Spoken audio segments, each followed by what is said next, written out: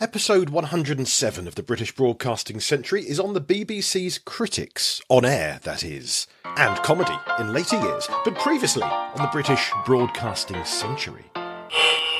October 1923, the BBC ends its first year opening its eighth and final of its first, 8 stations. Aberdeen and Bournemouth conclude the octet, spanning the land with regional broadcasting centres, bringing singular national content as well, now and then. First news, and then occasional lectures and concerts are sent nationwide, mostly from London, thanks to simultaneous broadcasting, SB. But what else will London send? How about some of their popular criticism programmes? Let's meet the critics. This time, meet the BBC's literary, music, film and theatre critics. Plus, in more recent years, comedy criticism. Well, a comedy writer or two. We chat to sitcom writer of Bluestone 4-2 and Miranda, James Cary, and to Miranda Hart herself a little bit too. So in more recent BBC offerings, we're looking at comedy, but back in 1923, everyone's a critic, but we'll meet some of the earliest on-air radio critics in our moment-by-moment origin story of Auntie Beeb. October 1923, on the British Broadcasting Century. Hello, this is Paul Carenza calling. This is London calling. Hello, PK calling. Hope you're doing well. Little husky voice here, although you may find at moments of this podcast, my voice becomes magically less husky. Yes, this was recorded in 2 parts, before and after a holiday, during which I got a cold. A holiday, I should say, in which my poolside reading was Reith's diaries. Yeah, I read all of Reith's 1921 exploits, and there were some exploits, while my family thought I was reading trashy novels. Everyone else was reading things they got at the airport. But no, for me it's not a proper holiday, unless you're immersing yourself in the inner workings of the first Director General of the BBC the year before he joined it. And before we launch into the criticism programmes of 1923, one quick update from a previous episode. We did an episode a couple of times ago on R.E. Jeffrey and the Aberdeen station launch. We mentioned in that episode about R.E. Jeffrey, the station manager of Aberdeen, being a bit of an overlooked pioneer of radio drama. And we mentioned Professor Tim Crook's marvellous research into the contributions to radio sci-fi that R.E. Jeffrey brought us. Well, I didn't know as well that R.E. Jeffrey also brought us The Ghost Story for Christmas. Writer John Deere has been in touch and said, that R.E. Jeffrey was the first to adapt A Ghost Story for Christmas. And if that intrigues you, John has a book out soon enough called No Digging, the story of the BBC's A Ghost Story for Christmas. I just like saying it. Speaking of Christmas, we have our festive audio treat coming to you this Christmas of 2025, and our third clue to what that may be is coming up at the end of this episode. Oh, and it will be a treat indeed. And lastly, before we get going, speaking of treats, next episode we're going to do something a little bit different. Firstly, we're going to leap out of our timeline, which is currently in October 23, go 2 years ahead to a centenary, to November 1925, and we're hoping to bring you on the 12th of November 2025, 100 years to the day, a reenactment of a key broadcast. This was an evening of mass telepathy, where listeners were invited to not just be passive consumers of radio, but to actively get involved by beaming their thoughts to radio sets, sending it out to the ether, and hopefully landing those thoughts with a panel of celebrities in a Savoy hotel suite, where they would try and guess what the listeners were thinking of. Of course, there was no recording of this. They couldn't record, really, at the time. But the newspapers the next day told us almost exactly what went on. So I've had it in mind for a little while to write up a script based on this. And I have, and we are now recording it with a cast of marvels. And we have a radio drama producer on board who is going to be turning it into some audio magic for us. I'd like to give her a little gift. So if this sounds like a nice thing that you think we should be doing more of, then now's a great time to jump on board Patreon, because that will then reward her and not me on this occasion. So thank you for your support. If you do join us on Patreon, it does keep this podcast going. It helps buy the books for researching this. It helps, of course, afford my time in making it, and it helps the web hosting. So you get writings and videos in return, and the warm, glowing feeling of supporting a creative one-man project. And this is a one-man project. It's about the BBC. It's not made with the BBC. Also this episode, a guest or two on much more recent BBC comedy, and thoughts generally about the broadcasting landscape of today. But before we meet them, let's dive back into what we're here for, the 1920s BBC, and it's a time of criticism. This is 2LO calling. Now, tonight you're going to hear the first of a series of dramatic criticisms. The criticisms. Called News and Views of They'd the actually Theatre been on the air by as Mr. early Archibald as that Haddon, summer, BBC. but the week of the Bournemouth launch that we featured last episode was the first time these criticism programmes went national via simultaneous broadcasting. So Monday the 15th of October was the first of them. Literary Talk by John Strachey. Well, I should say the most interesting news to us. A journalist at this point and a future politician, who's the son of the editor of The Spectator magazine. And that's very important to us, of course. Now, his book talks had started actually on the 3rd of September. Books of the Week was his programme, and that became a weekly book talk from the 17th of September, and then the weekly literary review from the 15th of October, now simultaneously broadcast to all stations. So these were the first regularly compulsory simultaneous broadcasts that all stations would have to take, apart from the news, that is. Yeah, there were other one-off simultaneous broadcasts, a concert network to all stations, or certain one-off themed nights that one station might put on that others could then connect with and relay to their listeners. But these were going to be regular. So 2 days after the Literary Talk, you've got Wednesday 17th of October, the night of Bournemouth's launch. This is 2LO calling. This is the first nationally heard dramatic criticism. Now, tonight you're going to hear the first of a series of dramatic criticisms called News and Views of the Theatre by Mr. Archibald Haddon, the BBC dramatic critic. Mr. Archibald Haddon. Careful. Hello, playgoers. There he is. News and Views of the Theatre by Archibald Haddon always started his broadcasts with "Hello, playgoers." That's the name of his book as well. Hello, playgoers. The subject of the little talk I am about to deliver is the theatre. That is an established institution in this country. As an institution, the influence it exercises in the minds of the people is enormous, so great indeed that one would almost be justified in describing it as the fifth estate of the realm.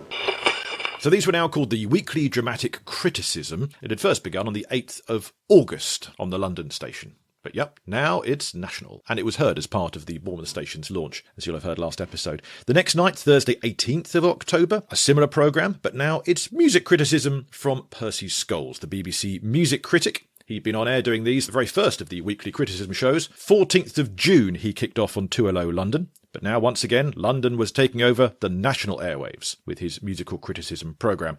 And then finally that week, Friday 19th of October, we have one criticism left, and that is film. Mr. G.A. Atkinson, the BBC film critic, he'd been on air since the 18th of July with Scene on the Screen, and that was renamed as the Weekly Film Criticism for the 28th of September 1923, and now at last, on the 19th of October, broadcast to all stations. So that does give some kind of regular pattern then at last. Is that a good thing? Predictable radio? But it is all coming from London. Books on a Monday, drama on a Wednesday, music on a Thursday, film on a Friday, from the BBC's London-based critics. Here is Mr. James Agate to give you his fortnightly dramatic criticism. First of all, I want to thank those writers of postcards who have so nobly kept their promises in the matter of the combined maze. Joining Archibald Haddon, as well with a fortnightly dramatic criticism programme before too long, was one of the premier theatre critics of the day, James Agate, and in fact you'll hear James Agate brought to life on the next episode of this podcast as we dramatise An Evening of Mass Telepathy from 1925. James Agate was there for that, attempting to read minds, or at least having fun in the process.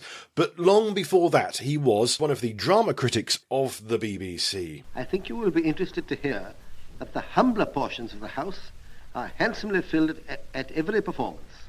The only part of the theatre which does not quite come up to the scratch being the more pretentious stalls. Which brings me once more to my favourite axiom, which is this: people with money have no taste, and people with taste never have any money. It's odd that James Agate is not remembered at all nowadays, but back in the day he was one of the biggest celebrities in the country, really. Some claim him to be the first proper theatre critic that London had. James Agate himself claimed to be the first film critic. On the 1st of October 1921 he reviewed Chaplin's The Kid, long before other people were reviewing films. Now I'm all about the radio history, so I've not spent time researching whether or not he was the first film critic, but the fact he liked to think he was tells us probably all you need to know about James Agate. Here he is in 1932, recreating his fortnightly dramatic criticism that was on the BBC in 1924. At the Fortune Theatre, there is a revival of Chekhov's piece called The Three Sisters.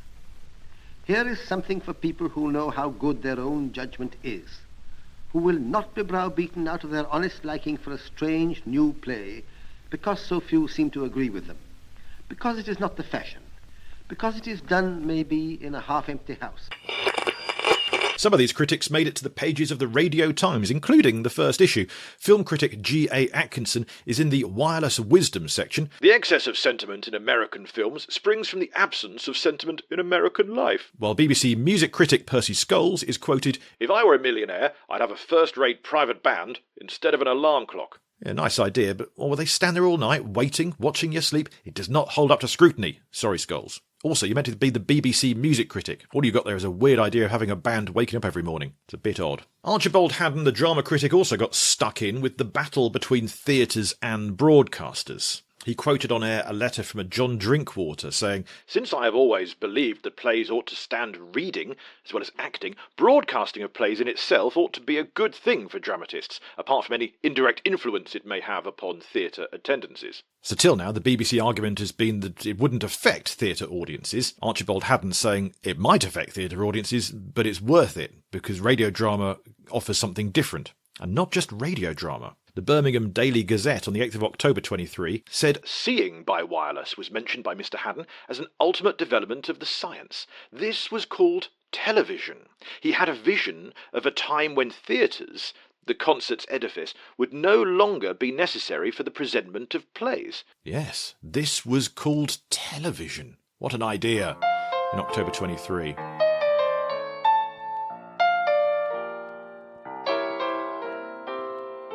Let's meet a guest, shall we? Good friend of mine, a fellow comedy writer. We both worked on the sitcom Miranda, who you will hear from later this episode as well, in an interview I recorded with her a while back. Also recorded a while back, I think 2 years? I can only apologise. Mr. James Cary, writer of Bluestone 4-2 and Miranda, and on Radio 4, Think the Unthinkable and Hut 33, and he has a lot to say on BBC and comedy. This is James Cary. I'm a big fan of the studio mainstream sitcom in particular, or just mainstream sitcom, because diving straight into the BBC trying to make Britain a better place, which historically it has.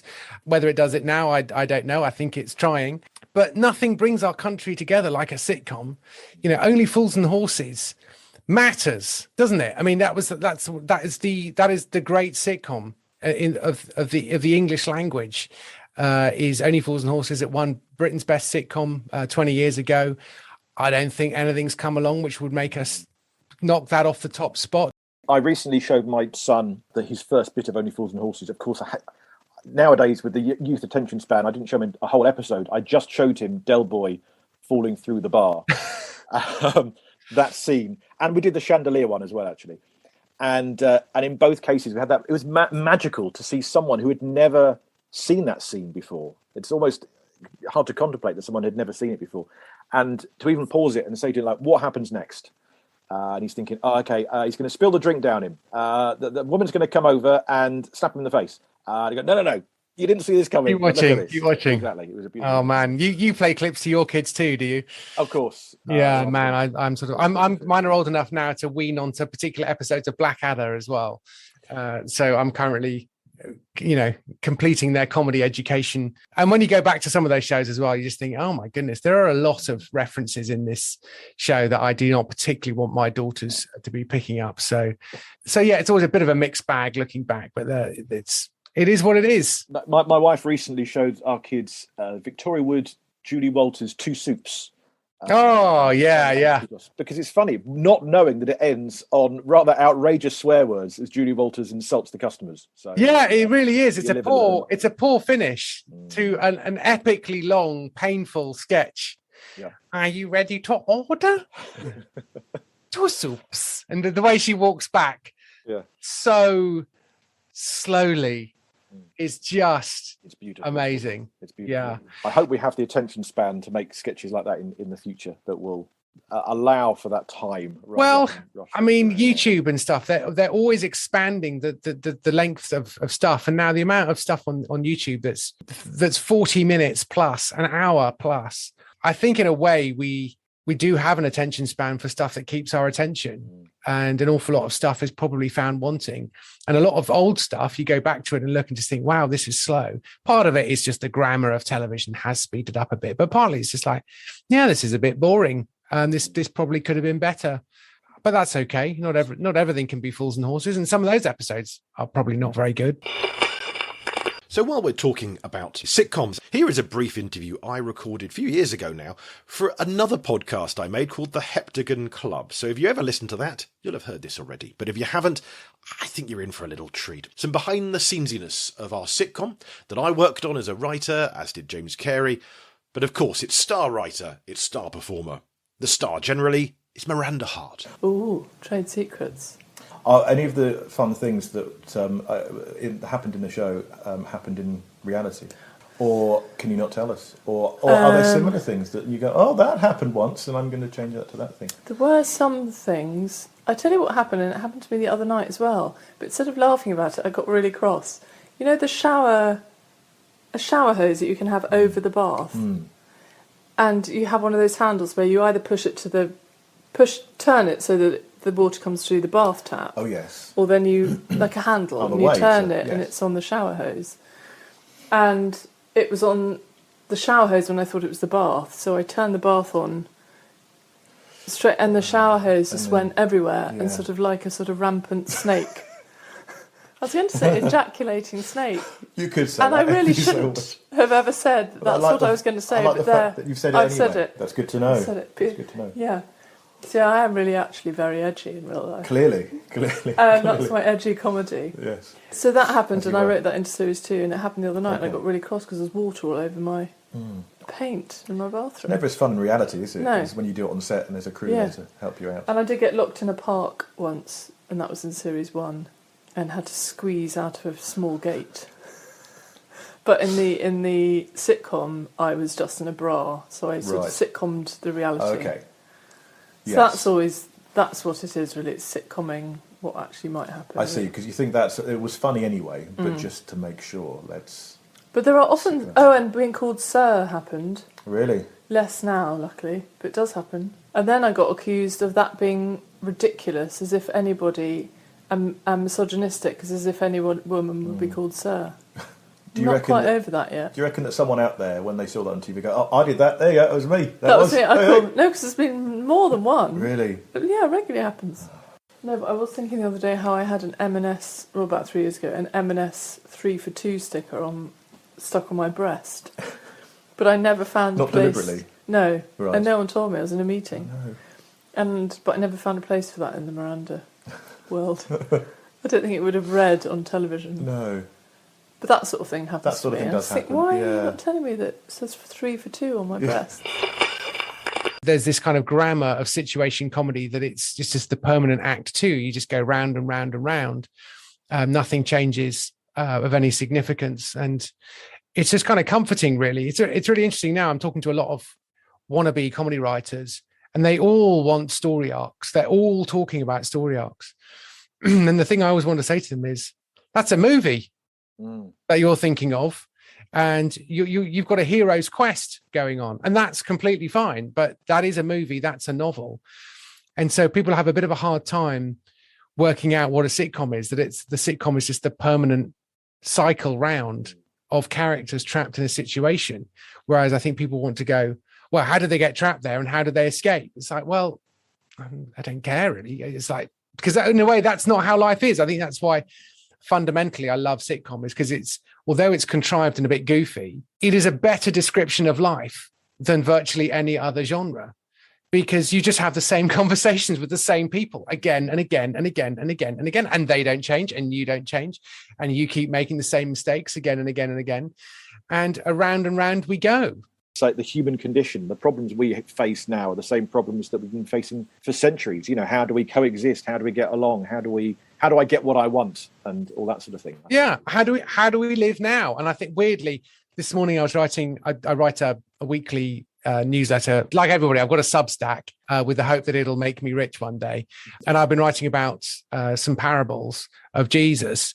And I know this isn't a Christian podcast at all, but in one sense, the timelessness of Jesus' parables, loads of them are about what do we do now? It's like there's an awful lot of a king went away on a foreign journey and decided to do X, and he left his servants in charge with this or that. Or there's lots of people set something up and then go off. And then it's like, well, what do we do now? Like the parable of the bridesmaids or the parable of there are lots of parables about waiting. How do we live now? James Cary has many podcasts, including his latest one, The Stand-Up Theologian. If you're interested in religion and comedy and where they may collide, do look out for The Stand-Up Theologian wherever you get podcasts. Well, is there something then in the parables you say of the topsy-turvy nature of things, the humbling of the arrogant? And if you look at things like, I don't know if Blackadder has Baldric being wise more than he's foolish or that sort of thing, but often it's the simpleton characters who can speak sense. And I guess you have comeuppance in sitcoms, don't you? You have people. You do. People don't get away with it, do they? By the end of it, they're sorted out.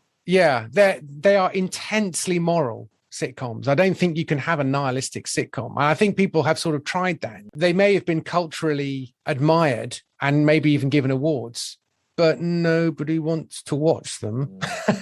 They're not ratings winners because they're just a bit sad, and they're a bit, and they say, meaningless, everything is meaningless. And you can say that, and there's a book of the Bible called Ecclesiastes, which makes that exact point, that things seem meaningless, and yet they're not, because we know in our heart of hearts, and it doesn't matter whether you're a Christian or a Jew or a Muslim or an agnostic, you sort of know in your heart of hearts that things matter, that things are related, and that not everything happens for a reason necessarily, but everything happens for a reason, and the things we do echo in eternity.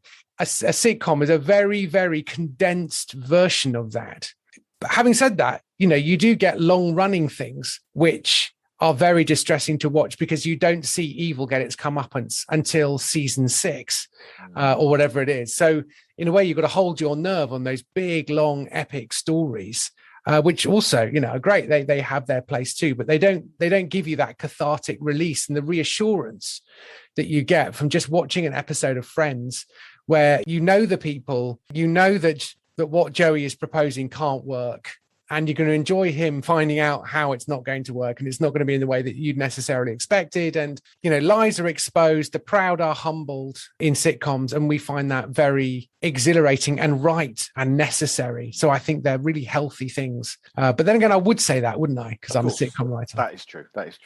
As you said, the Only Fools and Horses, the Blackadders, they are beloved. Absolutely. You get a real winner, and they are absolutely beloved. But of course, they are also, when they don't work, they are slammed more than the worst drama can sink, but without trace. And just go, it wasn't that dramatic. But when a comedy fails, you go, you did not make me laugh. You said you would make me laugh, and you failed to make me laugh. Yes. Why were you not as funny as the 58th episode of Only Fools and Horses? Exactly. I am now furious with you. And I think it's because if you really love something, you're really cross when it's not good. So we love sitcoms. And so when they're not good, we're angry. We don't really love dramas because there are plenty of dramas on there, but they don't make people furious. But also, we kind of love the BBC. And so when it does stuff that's kind of stupid or suicidal or frustrating, we're just like, why did you do that? It's so annoying. It does annoy me that the BBC used to be brilliant at explaining who they were, what they stood for, why they were worth paying for, and they completely got in front of it. So they got their best people. They got John Cleese to do, what have the BBC ever done for us? And then in that pub, they've got every single person you can recognize from BBC productions and sport and music and everything. And you just think, it's probably cheap at the price, isn't it? The BBC, it's like, here's my 80 quid, which it probably was back then, or 90 quid. 78 quid, I seem to think it was when John Cleese did that. And then there were other ones with French and Saunders at the reception desk of TV Centre, and I think there was a kid looking at CBBC stuff, and so they used to be really good at it. And then I just feels like they lost their nerve, really. I wonder if they were really, really held below the waterline by the Labour government and the Andrew Gilligan, Greg Dyke, all that stuff. It just felt like there was a system shock And then, of course, historically, the Conservatives have not been a great lover of the BBC, which has always been much more culturally progressive, at least as well, even though the Tories were the ones who introduced gay marriage. So to think, well, how much more progressive do you want? So, yeah, it just feels like maybe in the last 20 years, they just kind of lost their nerve. I think the last great self-promotion they did was Perfect Day, which they then kind of had to re-release as a fundraiser for children in need. But they got everyone to do that originally, I think, just because, would you mind just coming in for half a day and saying, brilliant BBC? And it looks like they all just said, yeah, David Bowie, Tom Jones. Yeah. Just people that you literally couldn't afford for half a day. So it's like, wow, how did that stop? And I don't know. I don't know the answer. Maybe there are just more places for them to go now. Maybe, if you call Bowie, well, you wouldn't call Bowie now, but the Bowie equivalent, they go, well, there's also Netflix and there's this place, there's YouTube. Facebook have asked me to do a campaign. There's this, there's that. There's Apple TV. There are tech companies now making TV that I never thought would be making TV. Yeah. So it's odd. Yeah, and the sad thing is that the BBC TV now looks a bit cheap, whereas it used to be the kind of the Rolls Royce of it. And so I was watching The Terror. Yes. It was on BBC Two. And brilliant cast, really interesting story about the quest for the Northwest Passage. And I thought, blimey, this looks expensive. Goodness me, I don't know how the BBC managed to put this on. Oh, they didn't. Oh, it's an AMC show from 2019. Yeah. And they've just bought the license. Huh. And I saw the making of that, and it turns out almost entirely made just in one studio, just incredibly done. Where did you see the making of that? I'd love to see that. It's on YouTube. You can look at the Terror. Oh, okay, I'm looking that up. And you can just see they just did it in one studio. They moved icebergs around in this studio to make it look like a different iceberg from the one you saw a minute ago. But again, made over here and using our crews and our talent and our studios, and then America's got the money. They back it all, and BBC then buy it back in. That's why I get so angry about our lack of the film industry in the UK. When all of the Hollywood talent is British, Christopher Nolan and Ridley Scott and loads of brilliant actors and, TV actors as well, like Hugh Laurie and all that kind of stuff. They're huge names in America. And we've produced Narnia. Our authors wrote The Lion, the Witch and the Wardrobe and Tolkien's, Lord of the Rings and Harry Potter.